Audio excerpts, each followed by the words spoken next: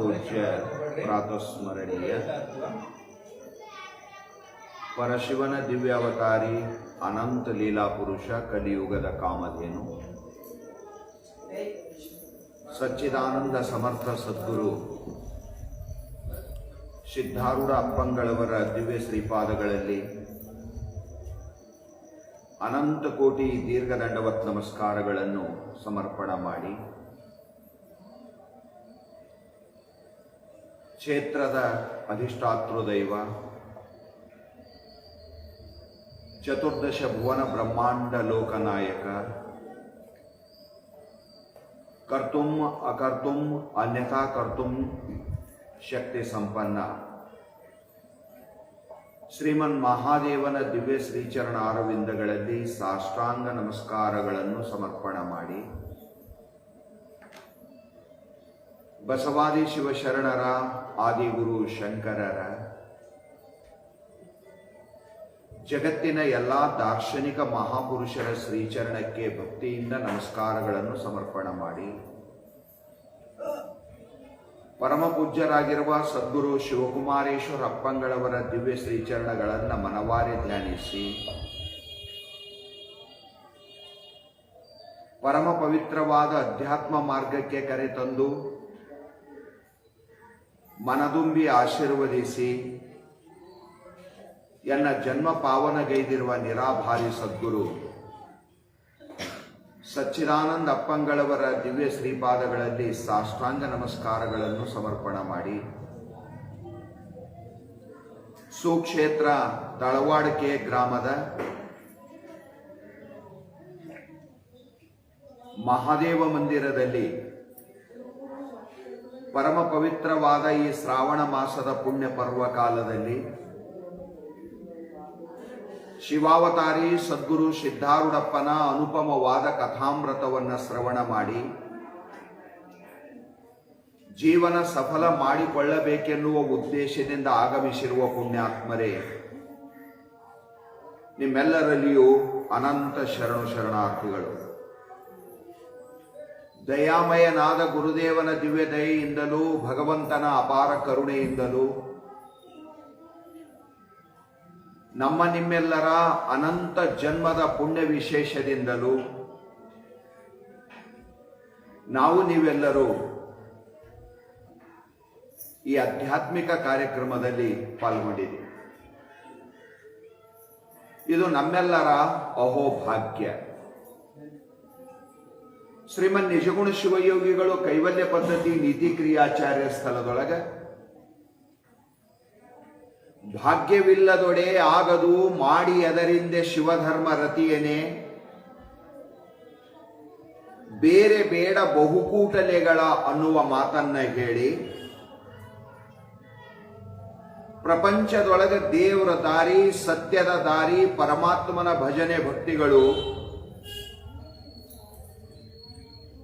ಅನಂತ ಜನ್ಮದ ಪುಣ್ಯವನ್ನ ಅಪೇಕ್ಷೆ ಮಾಡ್ತಾವಪ್ಪ.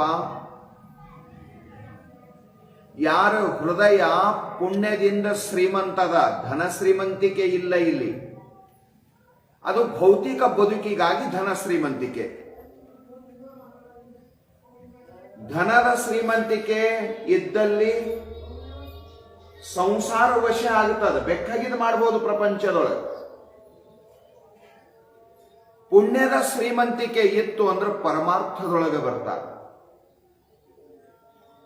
ಮನುಷ್ಯಗೆ ಭಕ್ತಿ ಮಾಡ್ಬೇಕನ್ನಿಸ್ತದ, ಜಪತಪ ಮಾಡ್ಬೇಕನ್ನಿಸ್ತದ, ದೇವ್ರ ಗುಡಿಗೆ ಹೋಗ್ಬೇಕನ್ನಿಸ್ತದ, ಸಾಧು ಸಂತರ ದರ್ಶನ ಮಾಡ್ಬೇಕನ್ನಿಸ್ತದ, ಒಂದೆರಡು ಹಿತವಾಗಿರುವ ಮಾತುಗಳು ಕೇಳುವ ಸದ್ಭಾವ, ಇದೆಲ್ಲವೂ ಪುಣ್ಯದ ಲೀಲಾ, ಇದೆಲ್ಲವೂ ಪುಣ್ಯದ ವಿಲಾಸ. ಜೀವನದೊಳಗೆ ಪುಣ್ಯ ಮಾಡ್ಕೊಂತೀರ್ರಿ ಅಂತ ಶಾಸ್ತ್ರಗಳು ನಮಗೆ ಹೇಳಿ ಕಾರಣ ಇದೆ. ಅದ ನಿನ್ನ ಬದುಕಿನೊಳಗೆ ನಿನಗೆ ಶಾಂತಿ ಬೇಕು, ಸಮಾಧಾನ ಬೇಕು, ಆನಂದ ಬೇಕು ಅನ್ನುವ ಇಚ್ಛಾ ನಿನಗಿತ್ತಂದರ ರೊಕ್ಕಿದ್ದವ್ರು ಶಾಂತ ಸಮಾಧಾನ ಇರ್ತಾರಂತ ನಿಯಮಿಲ್ಲ, ಮಕ್ಕಳಿದ್ದವ್ರು ಶಾಂತ ಸಮಾಧಾನ ಇರ್ತಾರಂತ ನಿಯಮಿಲ್ಲ, ಹೊಲ ಮನಿ ಅಧಿಕಾರ ಐಶ್ವರ್ಯ ಇದ್ದವರು ಶಾಂತ ಸಮಾಧಾನ ಇರ್ತಾರಂತಲ್ಲ. ಇವೆಲ್ಲ ನಮಗ್ ಬಿಟ್ಟು ಹೊರಗಿನ ವಸ್ತುಗಳಾದು. ಶಾಂತಿ ಸಮಾಧಾನ ಪದಾರ್ಥಗಳಿಗೆ ಸಂಬಂಧ ಇಲ್ಲ. ಶಾಂತಿ ಸಮಾಧಾನ ಮನಸ್ಸಿನ ಆಸ್ತಿ ಅದ. ಅದು ನಿನ್ನ ಮನಸ್ಸು ಸಮಾಧಾನ ಇರಬೇಕಂದ್ರೆ ನಿನ್ನ ಮನಸ್ಸಿನೊಳಗೆ ಜಬರ್ದಸ್ತ್ ಪುಣ್ಯ ಇರಬೇಕು. ಪುಣ್ಯದ ಕೊರತೆ ಇತ್ತು ಅಂದ್ರೆ ಬಾಹ್ಯ ಭೌತಿಕವಾದ ವೈಭವವನ್ನ ನಾನು ಪಡ್ಕೊಂಡು ನನ್ನ ಜೀವನದೊಳಗೆ ನಾನು ಸುಖಿ ಆಗ್ತೀನಿ ಅನ್ನೋದು ಇದು ಭ್ರಾಂತಿ ಅದ.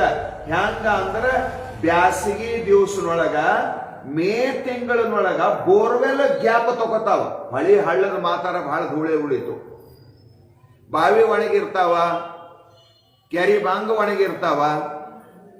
ಬೋರ್ವೆಲ್ ಸಹಿತ ತಾಸು 2 ತಾಸಿನೊಳಗೆ ನೀರು ಬರೋದು ಬಂದಾಗ್ತದ.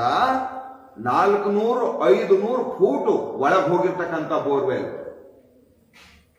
ಅಂತ ಸಮಯದೊಳಗ ರೋಡಿನ ಮ್ಯಾಲ ಹೋಗುವ ಸಮಯದೊಳಗ ಅರ್ಧ ಕಿಲೋಮೀಟರ್ ಮ್ಯಾಲ ರೋಡಿನ ಮೇಲೆ ನೀರು ಹರಿದಂಗೆ ಕಾಣ್ತದಿಲ್ಲ.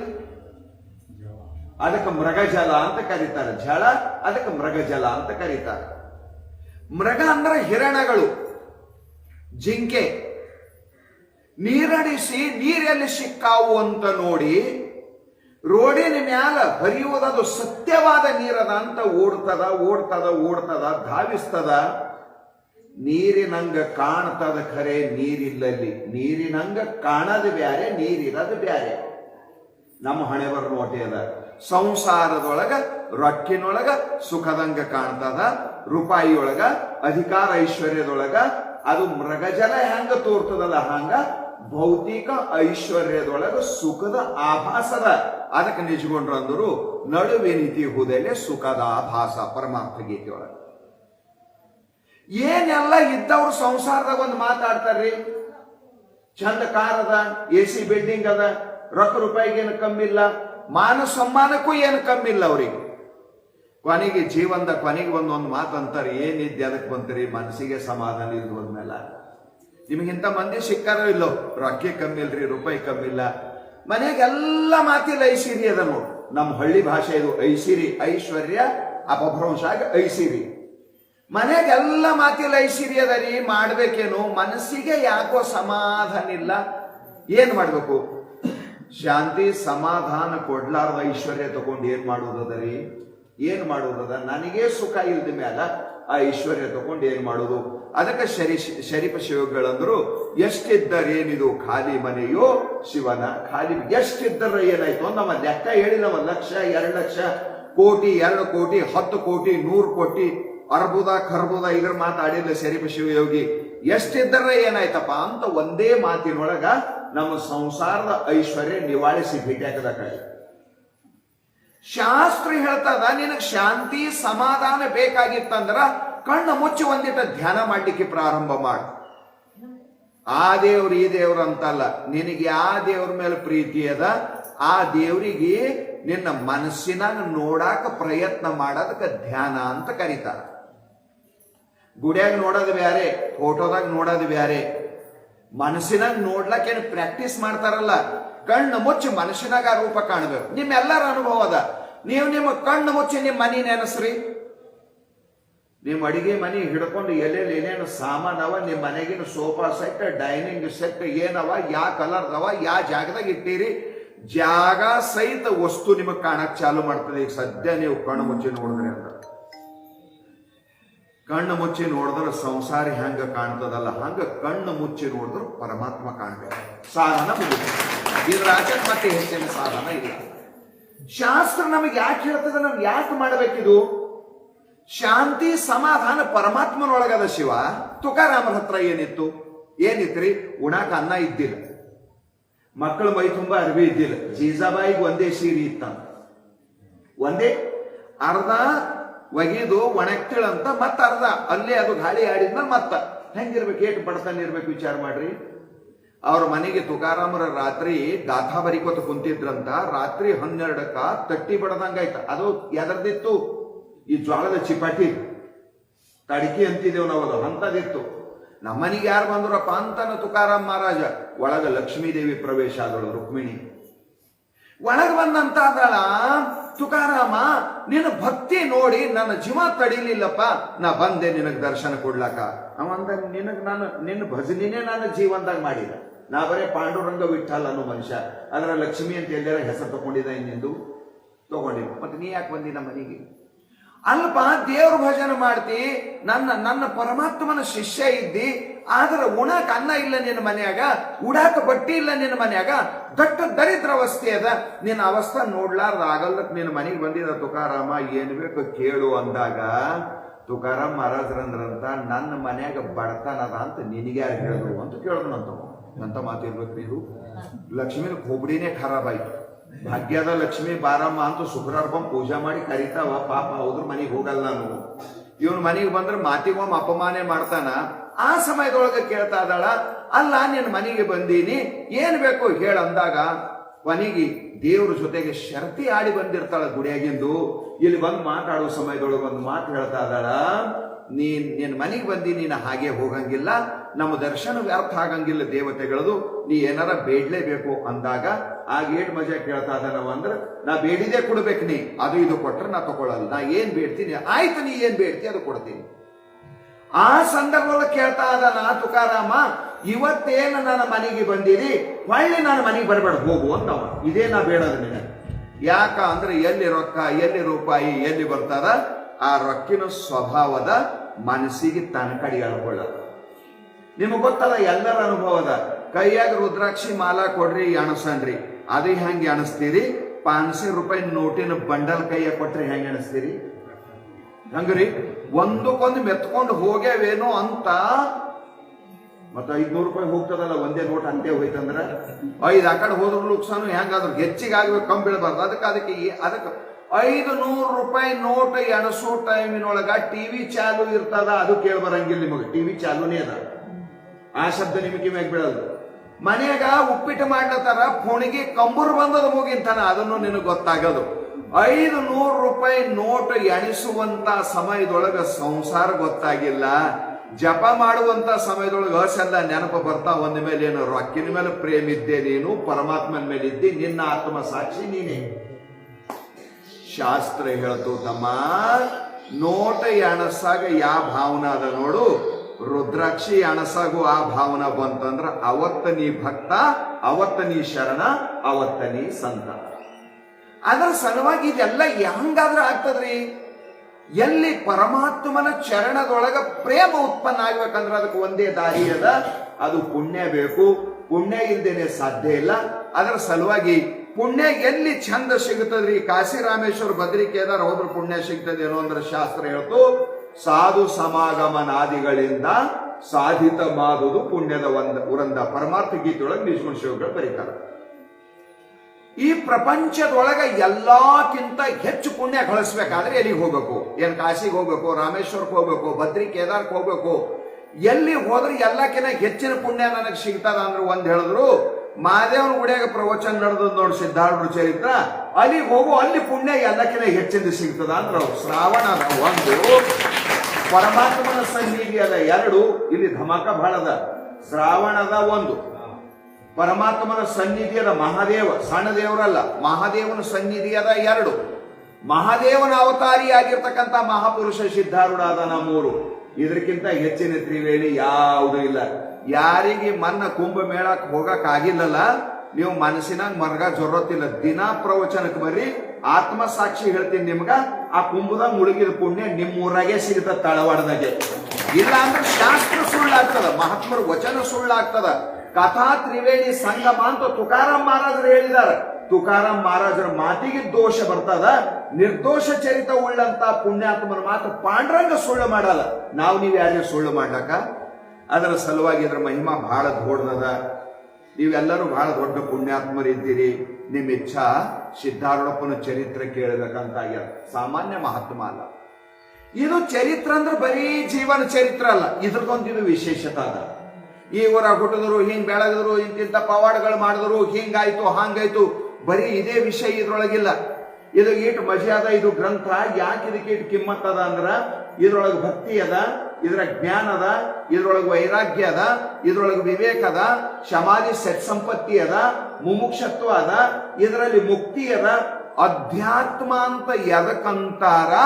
ಅನಾದಿ ಕಾಲದಿಂದ ನಮ್ಮ ಋಷಿ ಮುನಿಗಳು ಯಾವುದನ್ನ ಸಾಧನ ಅಂತ ತಿಳ್ಕೊಂಡು ಮಾಡ್ಕೋತ ಬಂದಾರ, ಅದೆಲ್ಲ ಇದರಾಗ ತುಂಬಿಟ್ಟಾನ. ನಾವು ಯಾವುದು ಇನ್ನೊಂದು ನೋಡೋ ಜೊರತಿಲ್ಲ, ಇನ್ನೊಂದ್ರ ಕಡೆ ಹೋಗೋ ಜೊರತಿಲ್ಲ. ಇದು ಕೇಳ್ತಾ ಹೋದ್ರೆ ನಿಮಗ್ ಗೊತ್ತಾದತು ಸಿದ್ಧಾರೂಢಪ್ಪಂದು ಏನಾರ ಕಥೆ ಹೇಳ್ತಾರೇನೋ ಅಂದಿದೆವು, ಇದು ಬ್ಯಾರೆ ಅದಲ್ಲ ಅಂದಾಗ ನಿಮ್ಗೆ ಆಶ್ಚರ್ಯ ಅನಿಸ್ತದ. ಹೆಸರು ಸಿದ್ಧಾರೂಢನ ಚರಿತ್ರ, ಇದ್ರ ತುಂಬಾ ಇದ್ದಿದ ನಮ್ಮ ಚರಿತ್ರ, ನಿಮ್ಮ ಚರಿತ್ರನೇ. ನಮ್ಮ ಚರಿತ್ರ ನಿರ್ಮಾಣ ಮಾಡ್ತದೆ ಇದು. ಬದುಕು ಹೆಂಗಿರ್ಬೇಕು, ನಮ್ಮ ಚರಿತ್ರೆ ಹೆಂಗಿರ್ಬೇಕು, ಪರಮಾತ್ಮ ಹೇಗಾದ್ರೆ ಸಿಗ್ತಾನ, ಸಾಧನ ಅಂತ ಎದಕ್ಕಂತಾರ, ಇವೆಲ್ಲ ಮಾತುಗಳನ್ನ ಕೇಳುವ ಸೌಭಾಗ್ಯ ನಮ್ಮೆಲ್ಲರಿಗೆ ಸದ್ಗುರುನಾಥ ನಮಗೆ ತಂದುಕೊಟ್ಟಿದ್ದಾನಲ್ಲ. ಜನ್ಮ ಜನ್ಮಾಂತರದ ಪುಣ್ಯ ನಮ್ಮ ಮ್ಯಾಲ ಒದಗಿ ಬಂದದ. ಭಗವಂತ ಈ ಸಾರಿ ವಿಶೇಷ ಕೃಪಾ ಮಾಡ್ಯಾನಂತ ಇದೆಲ್ಲ ನೀವು ಒಪ್ಕೋಬೇಕು. ಈ ಮಾತನ್ನ ನೀವು ಸ್ವೀಕಾರ ಮಾಡಬೇಕು. 1ನೇ ಅಧ್ಯಾಯ. ಶ್ರೀ ಗಣೇಶಾಯ ನಮಃ. ಶ್ರೀ ಗುರುಭ್ಯೋ ನಮಃ.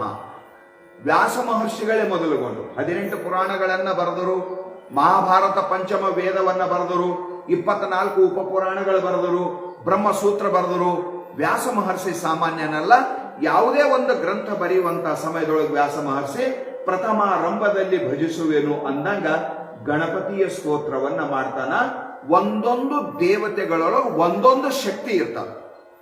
ಪಂಚಭೂತದೊಳಗೆ ಒಂದೊಂದ್ರಾಗ ಒಂದೊಂದು ಶಕ್ತಿ ಅದ. ಬೆಂಕಿಯೊಳಗ ಸುಡುವ ಶಕ್ತಿ ಅದ, ನೀರಾಗ ಸುಡುವ ಶಕ್ತಿ ಇಲ್ಲ. ನೀರಾಗ ನಮಗ ಏನು ದಾಹಕ ನೀರಡಿಕೆ ಆಗ್ತಾವ, ಆ ನೀರಡಿಕೆಯನ್ನ ನೀಗಿಸುವ ಶಕ್ತಿ ನೀರಿಗದ. ದಾಹವನ್ನ ಕಡಿಮೆ ಮಾಡುವಂತ, ನೀರಡಿಕೆ ಆದಾಗ ಬೆಂಕಿ ಬಿದ್ದಿರ್ತದಲ್ಲ, ಅದನ್ನ ಆರಿಸುವಂತ ಶಕ್ತಿ ನೀರೊಳಗದ. ಸುಡುವಂತ ಶಕ್ತಿ ಬೆಂಕಿಯೊಳಗದ. ಹಾರಿಸಿಕೊಂಡು ಹೋಗುವಂತ ಶಕ್ತಿ ಗಾಳಿಯೊಳಗದ. ಎಲ್ಲರಿಗೂ ಹೊತ್ಕೊಂಡು ನಿಲ್ಲುವಂತ ಶಕ್ತಿ ಭೂಮಿಯೊಳಗದ. ಎಲ್ಲಕ್ಕ ಅವಕಾಶ ಮಾಡಿಕೊಡುವಂತ ಶಕ್ತಿ ಆಕಾಶಕ್ಕದ. ಹ್ಯಾಂಗ ಒಂದೊಂದು ವಿಷಯ, ಒಂದೊಂದು ವಸ್ತುವಿನೊಳಗ ಅದರದೇ ಆಗಿರ್ತಕ್ಕಂಥ ಶಕ್ತಿ ಅದನೋ, ಹಾಂಗ ಪುಣ್ಯಾತ್ಮರೇ ನಮ್ಮ ಜೀವನದೊಳಗೆ ನಾವೆಲ್ಲರೂ ವಿಚಾರ ಮಾಡಬೇಕು. ಒಂದೊಂದು ವಸ್ತುವಿನೊಳಗ ಒಂದೊಂದು ಸಾಮರ್ಥ್ಯ ಇದ್ದ ಹಾಗೆ ಗಣಪತಿಯೊಳಗ ಒಂದು ಶಕ್ತಿ ಅದ. ಓಂ ಗಂ ಗಣಪತಯೈ ನಮಃ ಅನ್ನುವಾಗ ಈ ಶಬ್ದದ ವೈಬ್ರೇಷನ್ ಅದಲ್ಲ, ಇದರ ನೇರವಾಗಿ ಕನೆಕ್ಟು ನಮ್ಮ ಮಸ್ತಿಷ್ಕಕ್ಕದ, ನಮ್ಮ ಬ್ರೇನ್ ಕದ. ಗಣಪತಿಯ ಉಪಾಸನೆ ಮಾಡುವಂತ ಮನುಷ್ಯನಿಗೆ ಬುದ್ಧಿ ಬಹಳ ಪ್ರಖರ ಆಗ್ತದ.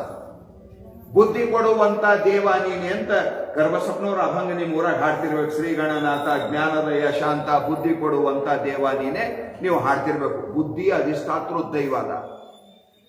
ಜಗತ್ತಿನಾಗ ಏನೆಲ್ಲ ಹಾಳಾಗಲ್ದಕ್ಕೆ ಬುದ್ಧಿ ಹಾಳಾಗಬಾರ್ದು. ಬುದ್ಧಿನೇ ನಿಜವಾದ ಧನ, ಬುದ್ಧಿನೇ ನಿಜವಾದ ಸಂಪತ್ತು.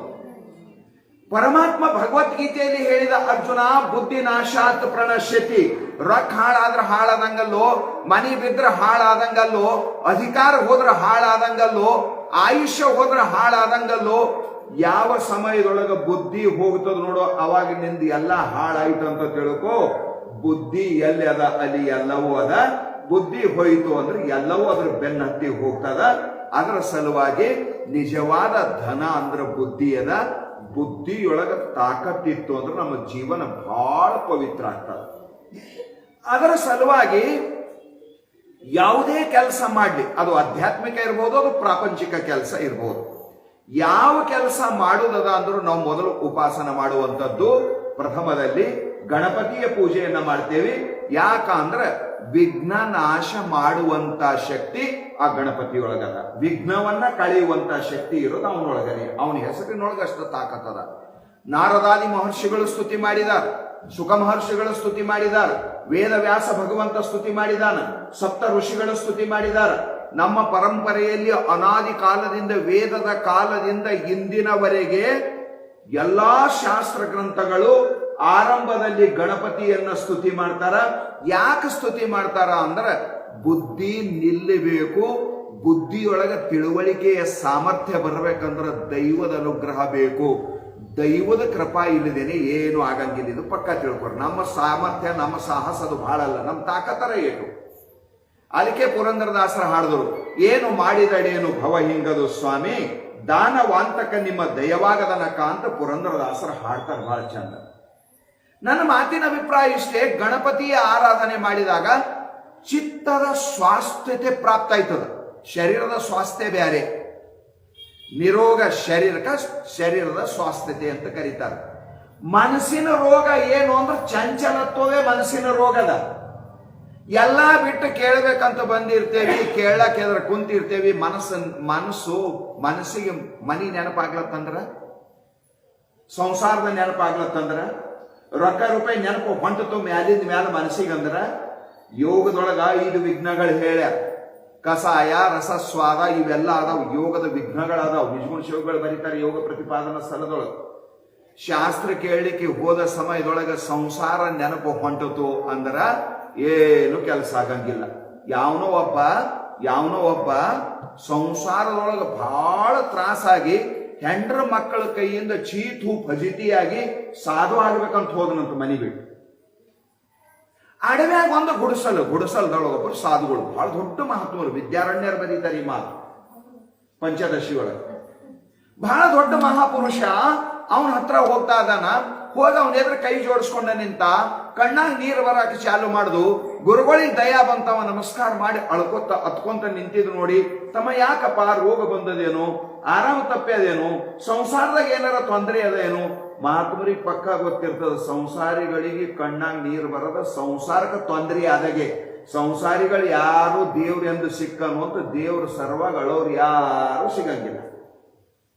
ಸಂಸಾರದಾಗ ಹೆಚ್ಚು ಕಮ್ಮಿ ಆಯ್ತಂದ್ರೆ ಹೋಳೆ ಹುಣ್ಣಿ ಮುಂದಿರಲ್ಲ, ಹೀಗೆ ಚಾಲು ಆಯ್ತದ. ನಮ್ದು ಶಿವರಾತ್ರಿ ಆದ್ಮೇಲೆ ಹೋಳೆ ಹುಣ್ಣಿ ಅಲ್ಲ, ನಮಗ್ ದಿನ ಹೋಳೆ ಹುಣ್ಣಿ ಆಯ್ತದ. ಯಾಕೆ ಹೋಳೆ ಹುಣ್ಣಿ ಆಯ್ತದ? ಸಂಸಾರದಾಗ ಏನಾರ ವ್ಯತ್ಯಾಸ ಆಗಬೇಕು, ಚಾಲು ಆಯ್ತು ನಮ್ದು ಹೋಳೆ ಹುಣ್ಣಿ. ಹೀಗೆ ಅದ್ರ ಸಲುವಾಗಿ ಹೇಳ್ತಾ ಇದಾರ ಅವರು, ಸಂಸಾರಕ್ಕೆ ಅಳೋರು ಬಹಳ ಮಂದಿ ಆದಾರ ಪ್ರಪಂಚದೊಳಗೆ. ಗುರುಗಳು ಕೇಳಿದ್ರು, ತಮ್ಮ ಯಾಕೆ ಅಳ್ತೇವ ಅಂದಾಗ ಅವ ಅಂದ, ಯಪ್ಪ ಅದು ಏನು ಕೇಳಬೇಡ್ರಿ, ಹೇಳ್ಕೊತ ಕುಂತ್ರ ಅದೊಂದು ನಮ್ದು ಸೀರಿಯಲ್ ಧಾರಾವಾಹಿನಿ ಆಯ್ತದ, ರಾಮಾಯಣ ಮಹಾಭಾರತ ಆಯ್ತದ. ಯಾರ ಸಲುವಾಗಿ ಮಾಡಬಾರ್ದು ಪಾಪ ಮಾಡಿ ಏನೆಲ್ಲ ಗಟ್ಟಿ ಗಳಿಸಿ ಮನಿ ಕಟ್ಟಿ ಅವರಿಗೆಲ್ಲ ವ್ಯವಸ್ಥೆ ಮಾಡ್ದ, ಎಲ್ಲ ಚಂದ ಆಗ್ಲಿ ಅಂತ ಮಾಡ್ದ. ಮನಿದಾಗ ಆರಾಮ್ ಇರ್ಬೇಕಂದೀನಿ, ಮಕ್ಕಳ ಪಾಲ ಮಾಡ್ಕೊಂಡ ಆ ಮನಿದಾಗ ಒಂದು ಕೊಲ್ಲಿನೂ ಕೊಡ್ಲಾರ್ದಂಗ ನನಗೆ ಹೊರಗೆ ಹಾಕ್ಯಾವ. ನಾ ಇಲ್ಲಿಗೆ ಬಂದೀನಿ. ನಿನಗೆ ತಗೊಂಡು ಏನ್ ಮಾಡೋದ? ಯಾವ ಮನೆಗೆ ಅಡಿಗೆ ಆಗಿರ್ತದ ಆ ಮನೆಗೆ ಹೋಗಿ ಉಣ್ಬೇಕು, ಸುಮ್ಮನೆ ಇರ್ಬೇಕು. ಹೊಲ ಬೇಕಂತೇವ್ ನೀ, ಹೊಲ, ಮನಿ ಬೇಕಂತ ಮನಿ. ಈಗೇನ್ ಮಾಡಾವಿದ್ದೀನಿ ನೀನು? 4 ಮಂದಿ ಮಕ್ಕಳಿದ್ದೇವು. ಅವನ ಮನೆಯಾಗಾದಾಗ ಅಲ್ಲಿ ಊಟ ಮಾಡು, ಇವನ್ ಮನ್ಯಾಗ. ಇದು 6 ತಿಂಗಳು ನಡೀತದ. ಮುಂದೆ ಅವನು ಕರೆಯಲ್ಲ, ಇವನು ಕರೆಯಂಗಿಲ್ಲ. ಇಂಥವು ಬಹಳ ಕೇಸ್ ಬರ್ತಾವ ನಮ್ಮಲ್ಲಿ. ಸಂಸಾರದೊಳಗೆ ಬಹಳ ಫಜಿತಿ ಅದಯಪ್ಪ, ನಾ ಹಿಂಗೆ ಫಜಿತಿ ಆಗಿ ಬಂದೀನಿ, ಏನ್ ಮಾಡ್ಬೇಕಂತಿ? ಯಪ್ಪ ನಿಮ್ಮಲ್ಲಿ ಇರ್ಲಾಕ್ ನನಗೆ ಜಾಗ ಕೊಡ್ರಿ, ನಿಮ್ ಸೇವಾ ಮಾಡ್ಕೊಂತ ಇರ್ತೀನಿ ಅಂತ ನಾವು. ಅಲ್ಲೋ ಸಂಸಾರದ ಮಕ್ಕಳ ಮರುಗಳು ಸಿಟ್ಟು ಬಂದ ಕಾಲಕ್ಕೆ ವೈರಾಗ್ಯ ಬರ್ತದ ತಮ್ಮ. ಹಾಂಗ್ ಮಾಡಿದ್ರೆಲ್ಲ ಹೆಂಗಾಯ್ತದ? ನಿನ್ನ ಮಕ್ಕಳೇ ನಿನಗೆ ಬೈದಿರ್ಬೇಕು, ನಿನ್ನ ಹೆಣ್ತಿನೇ ನಿನಗೆ ಏನಾರ ಅಂದಿರ್ಬೇಕು. ಮತ್ತ ನೀ ಮನೆಗೆ ಹೋಗೋದೇ ಚಂದ ತಮ್ಮ, ಮಠದಾಗ ಇರಬೇಡ, ಸುಮ್ಮನೆ ಯಾಕೆ ಇಲ್ಲಿ ಇರ್ತಿ ಅಂತವ. ಇಲ್ರಿ ಅಪ್ಪ ನನಗೆ ವಾಪಸ್ ಕಳಿಸ್ರಿ ಅಂದ್ರೆ ನಾ ಎಲ್ಲಾರ ಸಹಾಯ ನೋಡ್ರಿ ನಿಮ್ಮ ಹೆಸರ ಮೇಲೆ ಅಂದವ. ಇದು ಮತ್ತು ದೊಡ್ಡ ಪಂಚಾಯತಿನೇ ತಮ್ಮ. ಇರೋ ಮಠದಾಗಂತ ಜಾಗ ಕೊಟ್ಟರು, ಒಂದು 100 ಗಿಡಗಳಿದ್ದು ಅಲ್ಲೆಲ್ಲ ವ್ಯವಸ್ಥೆ ಮಾಡ್ತಿದ್ದ. ಆಮೇಲೆ ಮಠದೊಳಗೆ ಸೇವಾ ಮಾಡ್ತಿದ್ದ.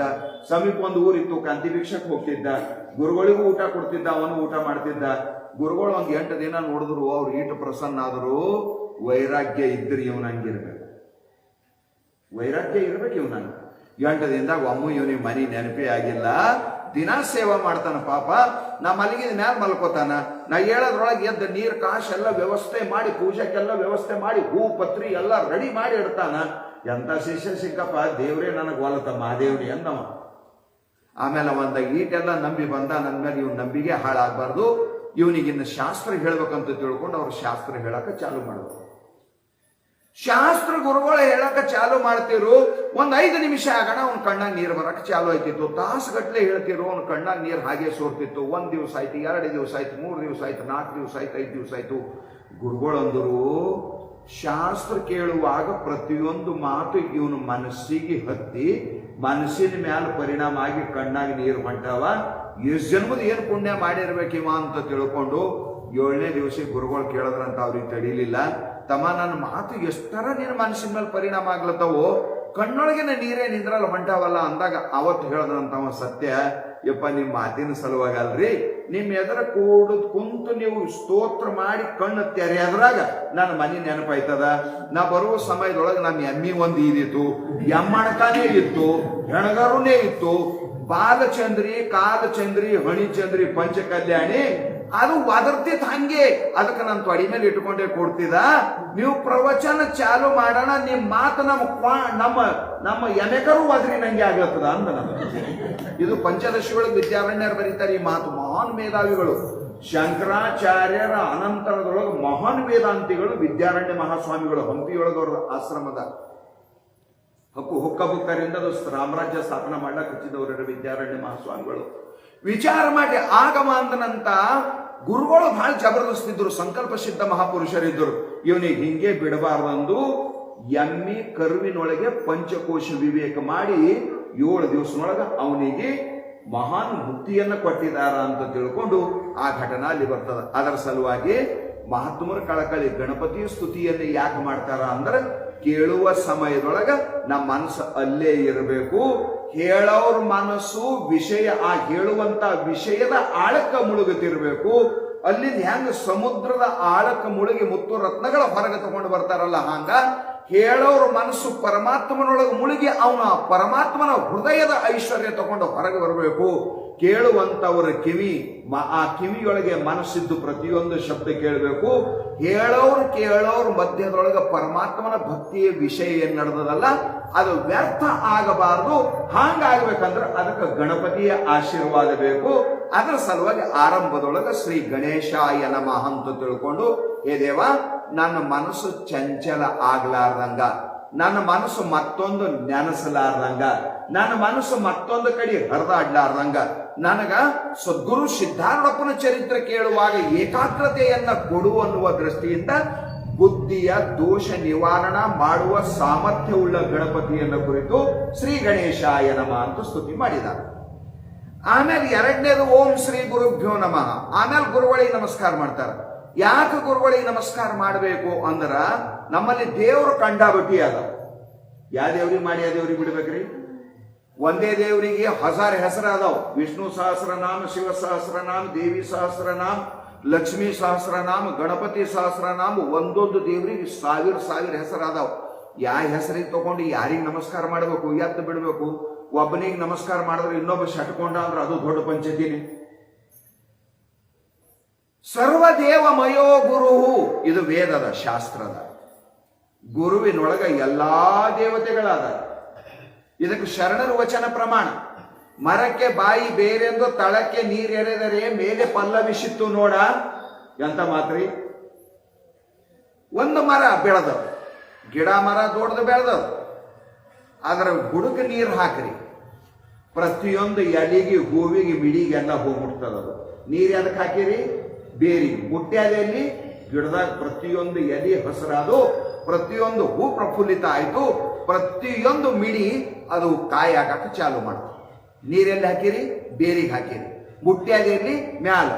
ಗುರುವಿಗೆ ನಮಸ್ಕಾರ ಮಾಡಿದ್ರೆ 33 ಕೋಟಿ ದೇವತೆಗಳು ಎಲ್ಲರಿಗೆ ನಮಸ್ಕಾರ ಆಯ್ತದಂತ ತಿಳ್ಕೊಂಡು ಗುರುವಿನ ಮಹತ್ವ ಗುರುಗೀತೆಯೊಳಗ ಸ್ವತಃ ಪರಮಾತ್ಮ ಪಾರ್ವತಿ ದೇವಿಯನ್ನ ಕುರಿತು ಹೇಳುವಾಗ, ಹೇ ಪಾರ್ವತಿ, ನ ಗುರೋರಧಿಕಂ ನ ಗುರೋರಧಿಕಂ ನ ಗುರೋರಧಿಕಂ ಇತಿ ಶಿವಶಾಸನತಃ ಅಂತ ತಿಳ್ಕೊಂಡು ಮಹಾದೇವ ಪಾರ್ವತಿ ದೇವಿಯನ್ನ ಕುರಿತು ಈ ಮಾತನ್ನ ಹೇಳಿದ್ದಾನೆ. ಹೇ ಪಾರ್ವತಿ, ಗುರುನೇ ನಿಜವಾದ ದೇವರು, ಆ ಗುರುವಿನೊಳಗೆ ನಾವೆಲ್ಲರೂ ಇದ್ದೇವು ನೋಡುವಂತ ಸ್ವತಃ ಪರಮಾತ್ಮ ಈ ಮಾತನ್ನ ಹೇಳಿದ್ದಾನೆ.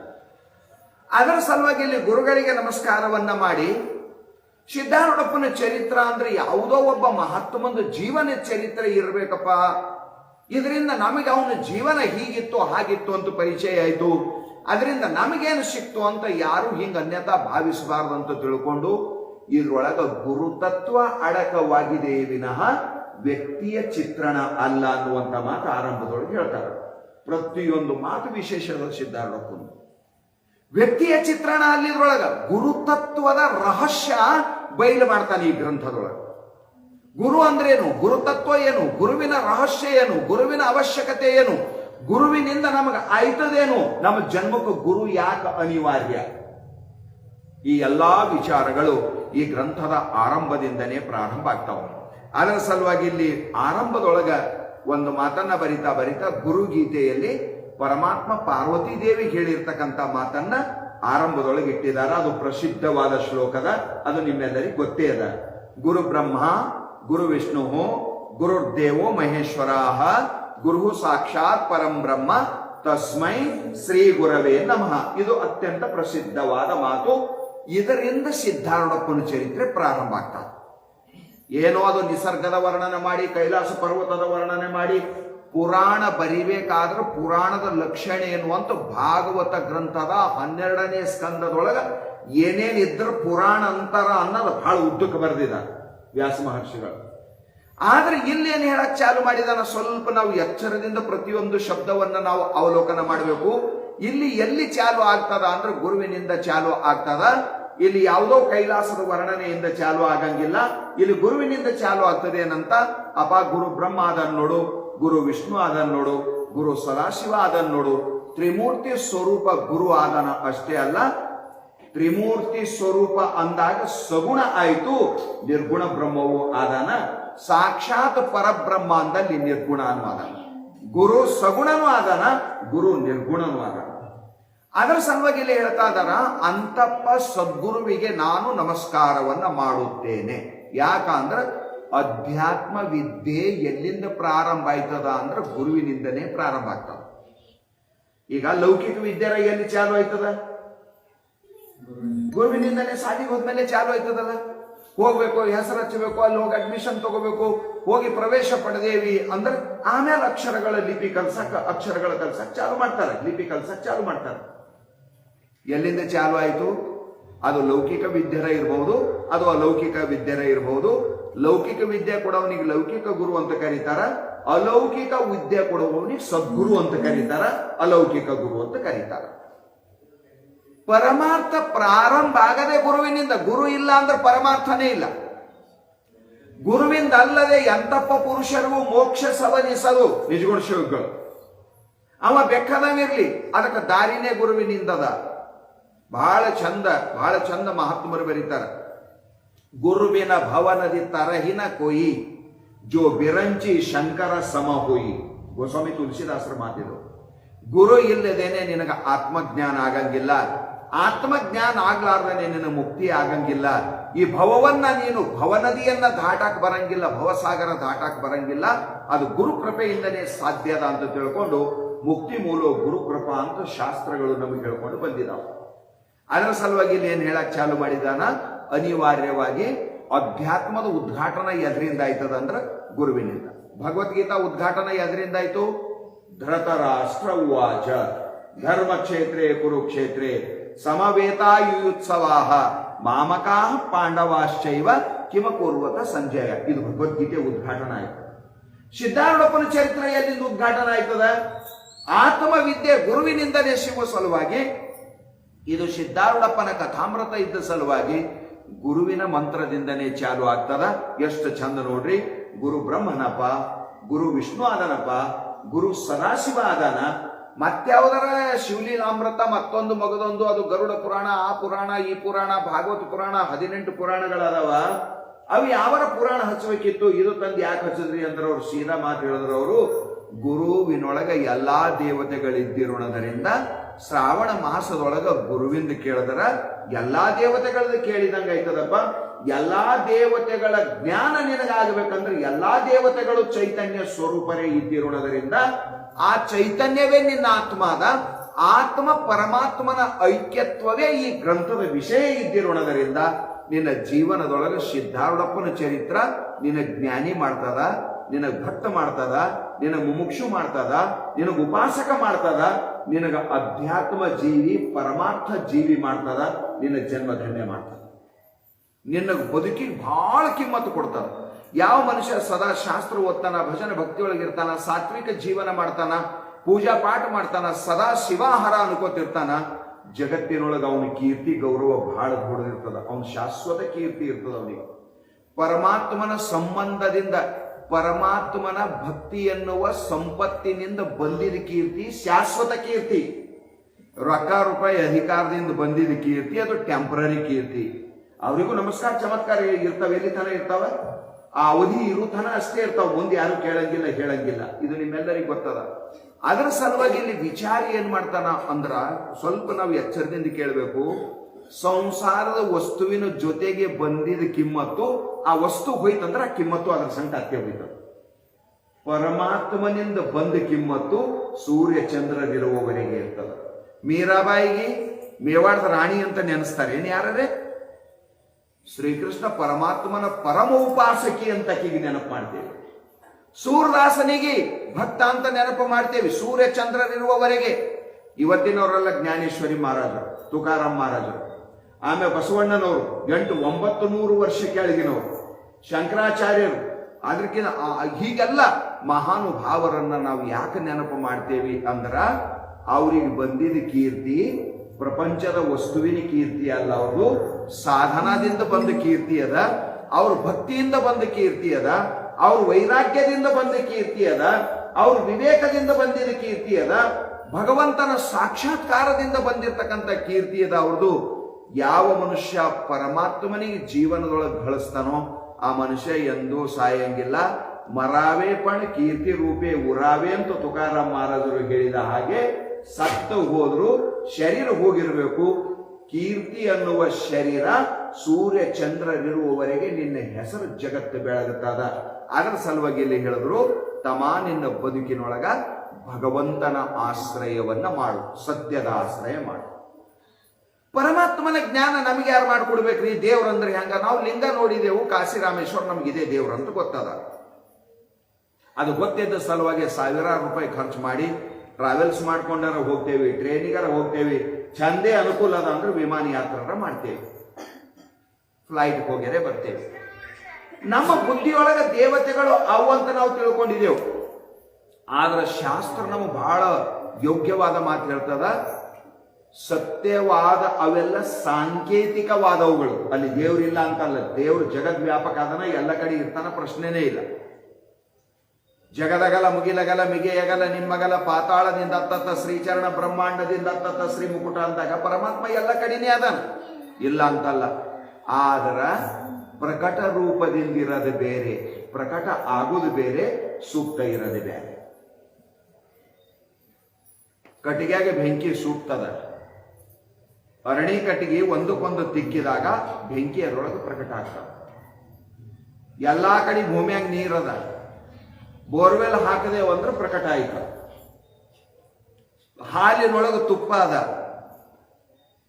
ಕಾಸಿ ಹೆಪ್ಪ ಹಾಕಿ ಕೆನಿ ಕಡದು ಬೆಣ್ಣೆ ಮಾಡಿ ಕಾಸಿದಾಗ ತುಪ್ಪ ಬರ್ತದ.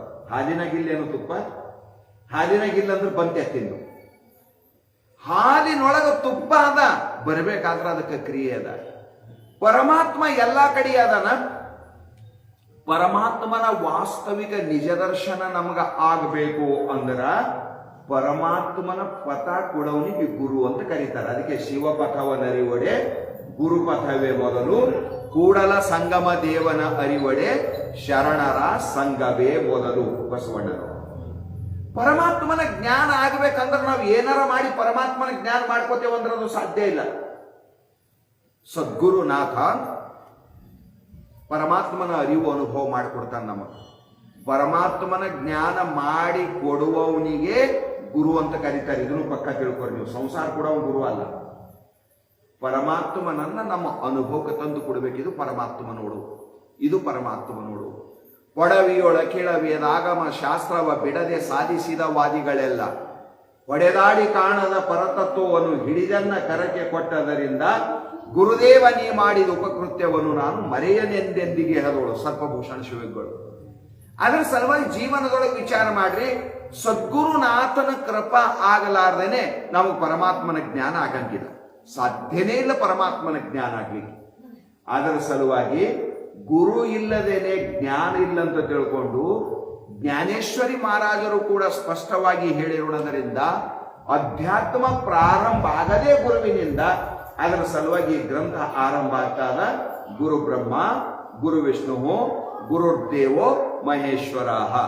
ಈ ಭಾವನಾ ನಮ್ಮಲ್ಲಿತ್ತು ಅಂದ್ರೆ ಸದ್ಗುರುನಾಥ ಗುರುನೂ ಅದಾನ, ಸದ್ಗುರುನಾಥ ಬ್ರಹ್ಮನೂ ಅದಾನ, ಸದ್ಗುರುನಾಥ ವಿಷ್ಣುನೂ ಅದಾನ, ಸದ್ಗುರುನಾಥ ರುದ್ರನೂ ಅದಾನ.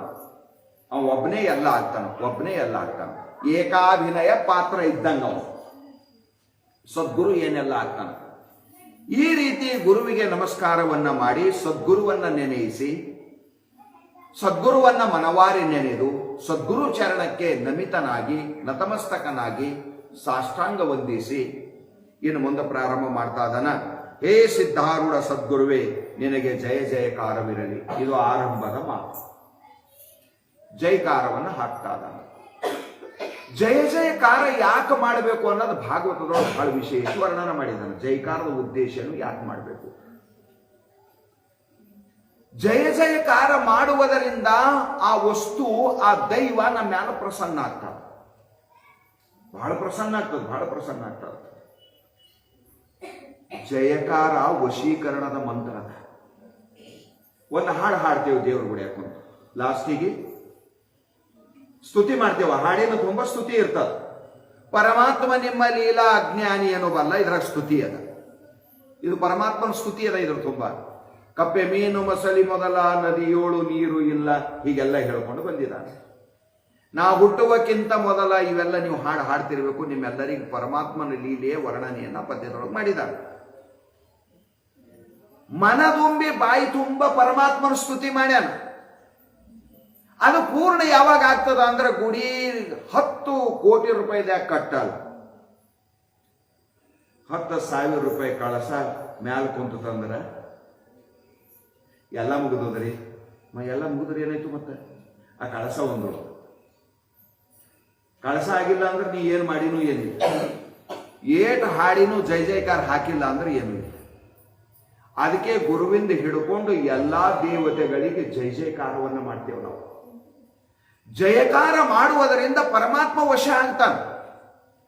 ಪರಮಾತ್ಮ ವಶ ಆಗಿ ಏನ್ ಮಾಡ್ತಾನ ಅಂದ್ರೆ ಬಹಳ ಚಂದ ಹೇಳಿದ್ರು ಬಸವಣ್ಣನವರು.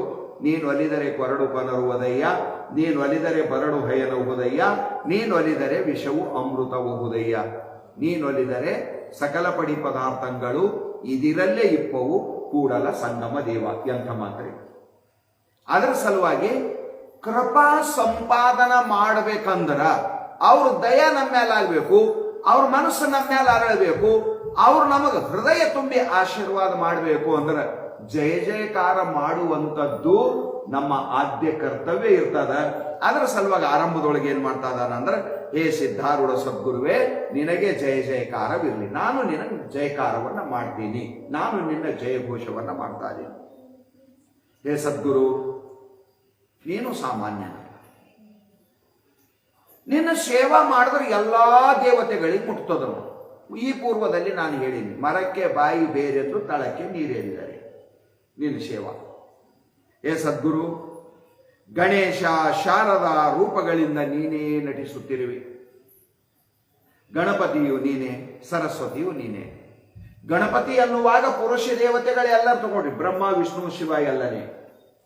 ಸರಸ್ವತಿ ಅಂದಾಗ ಲಕ್ಷ್ಮೀ ಪಾರ್ವತಿ ಉಳಿದಿದೆಲ್ಲ ದೇವತೆಗಳಿಗೆ ತಗೋರಿ, ಸ್ತ್ರೀ ದೇವತಾ. ನಮ್ಮಲ್ಲಿ ಇರವೇ ಎರಡು, ಒಂದು ಶಕ್ತಿ ಒಂದು ಶಿವ. ಅವೇ ಅನಂತ ರೂಪ ಆಗ್ಯವು ಜಗತ್ತಿನ ತುಂಬ, ಅವರವ್ರ ಉಪಾಸನಕ್ಕನುಸಾರವಾಗಿ. ಇಲ್ಲಿ ಎಷ್ಟು ಚಂದ ಮಾತು ಹೇಳ್ತಾ ಇದ್ದಾನ. ಗಣಪತಿ ಬುದ್ಧಿ ದೇವತಾ, ಸರಸ್ವತಿ ವಿದ್ಯಾ ದೇವತಾ. ಅದಕ್ಕೆ ಬಾಸರ್ಕದ ಹೋಯ್ತಾರಲ್ಲ ಪಾಟಿ ಪೂಜೆ ಮಾಡಿಸ್ಲಕ್ಕ ಹುಡುಗರಿಗೆ, ಬಹಳ ದೂರದದು. ಹೋಗಿರೋ ಇಲ್ಲೋ ನಿಮ್ಮ ಊರಾಗ ಗೊತ್ತಿಲ್ಲ, ಬಹಳ ದೂರದಲ್ಲಿ ಸರಸ್ವತಿ ಮಂದಿರದ. ಅದಕ್ಕೆ ನಮ್ಮ ಕಾಶಿನಾಥ್ ಬಾಬಾ ಅವ್ರು ಇಲ್ಲಿ ಬೀದರ್ನಿಂದ ಒಂದು 18 ಕಿಲೋಮೀಟರ್ ಮೇಲೆ ಒಂದು ಮಾಡ್ಯಾರ ಸರಸ್ವತಿ ಮಂದಿರ, ಬಹಳ ಭವ್ಯ ಅದ. ಅಲ್ಲಿ ಹೋಗಿ ಏನ್ ಚಾಲು ಆಗ್ತದ ಅಂದ್ರೆ ಪಾಟಿ ಪೂಜಾ ಚಾಲು ಆಗ್ತದ. ಅಲ್ಲಿ ಹೋಗಿ ನಮಸ್ತೆ ಶಾರದಾ ದೇವಿ ಕಾಶ್ಮೀರ ಪುರವಾಸಿನಿ ವಿದ್ಯಾರಂಭಂ ಕರಿಷ್ಯಾಮಿ ಸಿದ್ಧಿರ್ ಭವತು ಮೇ ಸದಾ ಪ್ರಾರ್ಥನೆಯನ್ನ ಮಾಡಿ, ಸರಸ್ವತಿಯನ್ನ ಪ್ರಾರ್ಥನೆ ಮಾಡಿ, ಆಗ ನಾವು ವಿದ್ಯೆಯನ್ನ ಕಲೀಲಾಕ ಪ್ರಾರಂಭ ಮಾಡ್ತೇವೆ. ವಿದ್ಯಾ ಹತ್ತಬೇಕು. ಮಕ್ಕಳಿಗೆ ಓದಿದ ನೆನಪಿರಲ್ದಂದ್ರೆ ಓಂ ಸರಸ್ವತಯ್ಯೈ ನಮಃ ಈ ಮಂತ್ರವನ್ನ 108 ಸಾರಿ ಎಂದು ಓದಲಾಕ ಕುಂತು ಅಂದ್ರೆ ವಿದ್ಯಾವಕ ಪ್ರಾಪ್ತ ಆಗ್ತದೆ. ಇದು ಬಹಳ ಮಜಾ ಅದ. ಅದರ ಸಲುವಾಗಿ ವಿದ್ಯಾದ ಸಲುವಾಗಿ ಸರಸ್ವತಿಗೆ, ಬುದ್ಧಿಯ ಸಲುವಾಗಿ ಗಣಪತಿಗೆ. ವಿದ್ಯಾ ಬಹಳದ, ಬುದ್ಧಿ ಇಲ್ಲ ಅಂದ್ರೆ ಗ್ರಂಥ ಆಗಂಗಿಲ್ಲ. ಬುದ್ಧಿ ನನಗೆ ಸಾಥ್ ಕೊಡಲ್ಲ ಹೋಯ್ತಂದ್ರೆ. ವಿದ್ಯೆ ಬಹಳದ, MA PhD ಮಾಡ್ಯಾನ, ಸಂಸ್ಕೃತದೊಳಗೆ ಬಹಳ ಘನ ವಿದ್ವಾಂಸ ಅದಾನ. ಬುದ್ಧಿ ಫೇಲ್ ಆಗ್ಯಾವ, ಕೆಲಸ ಆಗಂಗಿಲ್ಲ. ಬುದ್ಧಿ ಬಹಳದ, ಸಾಲಿಗೆ ಹೋಗಿಲ್ಲ. ಬರಿ ಅಂದ್ರೆ ಏನ್ ಬರೀತಾನ? ನಾ ಸಾಲಿಗೆ ಹೋಗೋದಿತ್ತು, ಈ ಊರ್ ಮಂದಿಗೆ ಹೇಳ್ತಿದ್ದ ಅಂತ ನಾವು ಊರಾಗ ಕಟ್ಟಿ ಮೇಲೆ ಏನ್ ಮಾಡ್ಬೇಕ್ರಿ, ನಾ ಸಾಲಿಗೆ ಹೋಗಿ ನಾ ಜರ ಸಾಲಿಗೆ ಹೋಯ್ತಿದ ನೋಡೋದಿತ್ರಿ. ನಮ್ಮ ಊರಾಗ ನಾನೇ ಹೆಡ್ ಇರ್ತಿದ. ಏನ್ ಮಾಡ್ಬೇಕು ಹೆಂಗದ? ವಿದ್ಯಾ ಬುದ್ಧಿ ಎರಡು ಕೂಡ್ದು ಅಂದರ ಈ ಲೈಟ್ ಉರಿಲತ್ತದ. ಇದ್ರಾಗ ವೈರಸ್ ಅದಾವ್ರಿ, ಯಾರು ಪಾಸಿಟಿವ್ ನೆಗೆಟಿವ್, ಧನ ಋಣ, ಅವು ಎರಡೂ ಇದ್ದು ಅಂದರೆ ಪ್ರಕಾಶ ಹೊರಗೆ ಬರ್ತದೆ. ವಿದ್ಯಾ ಬುದ್ಧಿ ಎರಡೂ ಇದ್ದು ಅಂದ್ರೆ ನಿನ್ನ ಬಾಳಿನೊಳಗೆ ಬೆಳಕು ಬರ್ತದೆ. ಬಹಳ ಶಾಣೆ ಇದ್ದಿ, ವಿದ್ಯಾನೇ ಇಲ್ಲ. ವಿದ್ಯಾ ಬಹಳ ಅದ, ಬುದ್ಧಿನೇ ಇಲ್ಲ. ಅದರ ಸಲುವಾಗಿ ವಿದ್ಯಾ ಬುದ್ಧಿ ಎರಡೂ ಜರೂರಿ ಅವ ಅಂತ ಗುರುವಿಗಂತಾದ ಗಣೇಶ ಶಾರದಾ ರೂಪದಿಂದ ನೀನೇ ನಟಿಸುವಿ. ನಾನು ನಿನಗೆ ನಮಸ್ಕಾರ ಮಾಡ್ತೀನಿ. ನಿನಗೆ ಜಯಕಾರಿ ಯಾಕೆ ಮಾಡೀನಿ ಅಂದ್ರ, ಹೇ ಸದ್ಗುರು, ನನ್ನ ಪಾಲಿನ ಶಾರದೆಯೂ ನೀನೆ, ನನ್ನ ಪಾಲಿನ ಗಣಪತಿಯೂ ನೀನೆ. ನಾನು ನಿನಗೆ ಎಲ್ಲ ತಿಳ್ಕೊಂಡಿದ್ದೀನಿ. ಗುರು ಬ್ರಹ್ಮ ಗುರು ವಿಷ್ಣು ಅಂದ್ಮೇಲೆ ಮಾತೆ ಮುಗಿತಲ್ಲ. ನಾನು ಎಲ್ಲವನ್ನ, ನಾನು ನನ್ನ ಬದುಕಿನೊಳಗೆ ಏನೆಲ್ಲವನ್ನ ನಾನು ನಿನಗೆ ತಿಳ್ಕೊಂಡಿದ್ದೀನಿ. ಅದರ ಸಲುವಾಗಿ ಹೇ ಸದ್ಗುರು, ನೀ ಅನಾದಿ ಇದ್ದಿ ಅನಂತನಾಗಿರುವೆ. ಈ ಶಬ್ದ ಬಹಳ ವಿಚಿತ್ರ. ಪರಮಾತ್ಮ ಒಬ್ಬನಿಗೆ ಆದಿ ಶಬ್ದ ಪ್ರಯೋಗ ಆಗಂಗಿಲ್ಲ. ಆದಿ ಅಂದ್ರೆ ಕೊನೆ, ಅಂತ್ಯ ಆರಂಭ. ಆದಿ ಅಂದ್ರೆ ಆರಂಭ. ನಾವೆಲ್ಲರಿಗೆ ಡೇಟ್ ಆಫ್ ಬರ್ತ್ ಇರ್ತದೆ, ಜನ್ಮದಿನ ಅಂತಿರ್ತದೆ. ಮನೆಯಾಗ ಶಾಣ್ಯರು ಯಾರ ಇದ್ರಂದ್ರೆ ಹುಟ್ಟಿದ ದಿನನೇ ನಕ್ಷತ್ರ, ತಿಥಿ, ವಾರ, ಸಮಯ ಎಲ್ಲವನ್ನ ಬರೆದಿರ್ತಾರೆ. ಅದು ಜನ್ಮ ಪತ್ರಿಕಾ ಅಂತ ರೆಡಿ ಮಾಡ್ತಾರ. ಅದು ಹಂಗದ ರೀ.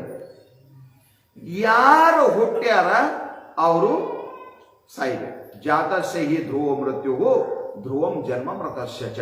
ಭಗವಂತ ಗೀತೆಯಲ್ಲಿ ಹೇಳಿದ ಇದು ಲೋಕ ರೂಢಿನೋದ, ಹುಟ್ಟಿದ ಸಾಯ್ಲೇಬೇಕು. ಆಕಮಾದೇವಿ ಒಂದು ವಚನ ಬರೀತಾಳ ಬಹಳ ಚಂದ. ಅಮ್ಮ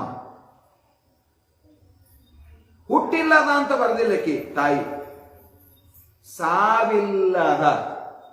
ಹುಟ್ಟಿದವ್ ಸಾಯ್ಲೇಬೇಕಲ್ರಿ, ಇವತ್ತು ಶಾಣೆ ಇರ್ಬೇಕ್ರಿ. ಹುಟ್ಟದ ಸಾಯದ ಅಂದ್ರೆ ಬರ್ತಿತ್ತಲ್ಲ ವಚನದಾಗ. ಯಾರ ಕೇಳ್ತೀರಿ ಅಲ್ಲಿ, ಕೋರ್ಟಿಗೆ ಹೋಗ್ತೀರಿ ಅಲ್ಲಿ, ಯಾರು ಹುಟ್ಟಿಲ್ಲ ಸಾಯಲ್ಲ ಅಂದ್ರ ಊಹಿಲ್ಲದ ಚೆಲುವಂಗ ಅನ್ನೋಲಿದೇನವ್ವ. ಬರೋಬ್ಬರಿ ಸಾಯಂಗಿಲ್ಲ. ಯಾಕೆ ಸಾಯಂಗಿಲ್ಲ? ಹುಟ್ಟೇ ಇಲ್ಲ, ಅದಕ್ಕೆ ಸಾಯಂಗಿಲ್ಲ. ನಮ್ಮಂಗ ಪರಮಾತ್ಮನು ಹುಟ್ಟದ ಅಂದ್ರೆ ಅವನಿಗೆ ಮಣ್ಣು ಕೊಡಕ್ಕೆ ಹೋಗ್ಬೇಕಾಯ್ತದ ಒಂದ್ ದಿವಸ. ತೊಟ್ಟಲಿಟ್ಟಿದೆ ಅಂದ್ಮೇಲೆ ಮತ್ತೊಂದಿನ ಮಣ್ಣು ಕೊಡ್ಬೇಕಲ್ಲ. ನಾವು ಕೊಡ್ಲಿಕ್ಕಿಲ್ಲ, ಮುಂದೆ ನಮ್ಮ ಮಕ್ಕಳು ಮೊಮ್ಮಕ್ಕಳು ಯಾರ ಕೊಡ್ತಿರ್ಬೇಕು, ಏನಾರ ಆಯ್ತಿರ್ಬೇಕು. ಹುಟ್ಟಿದೊಂದಿನ ಸಾಯ್ಲೇಬೇಕು, ಕಟ್ಟಿದೊಂದಿನ ಬೀಳಲೇಬೇಕು, ಕೂಡಿದೊಂದಿನ ಆಗಲೇಬೇಕು, ಮಾಡಿದೊಂದಿನ ಕೆಡ್ಲೇಬೇಕು. ಇದು ಜಗತ್ತಿನಾಗ ಪ್ರಕೃತಿ ನಿಯಮದ. ಇದು ನಾವೇನು ಮಾಡಕ್ಕೆ ಬರಂಗಿಲ್ಲ. ಇದು ಪರಮಾತ್ಮ ಅನಾದಿ ಅನಂತ ಯಾಕೆ ಶಬ್ದ ಪ್ರಯೋಗ ಮಾಡ್ತಾನ ಅಂದ್ರ, ಪರಮಾತ್ಮ ಹುಟ್ಟಿಲ್ಲ.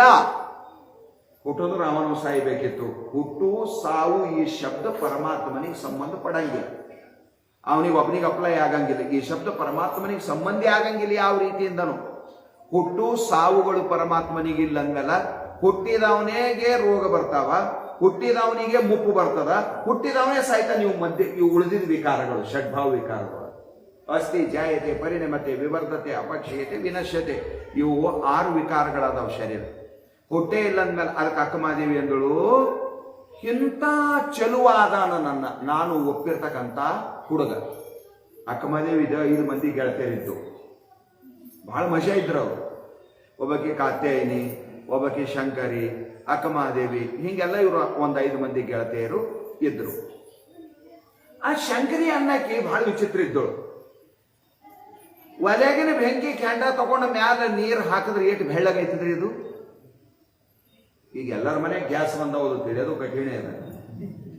ಕಟ್ಟಿಗೆ ಹಾಕಿರಿ, ನಿಗಿ ನಿಗಿ ನಿಗಿ ನಿಗಿ ನಿಗಿ ಕೆಂಪು ಉರಿಲತ್ತದ. ಆ ಕೆಂಡ ತಗೊಂಡು ಹೊರಗೆ ತಂದು ಮ್ಯಾಲ ಒಂದು ತೆಮ್ಗಿ ನೀರು ಹಾಕ್ರಿ, ಹೆಂಗೈತದ ಅದು?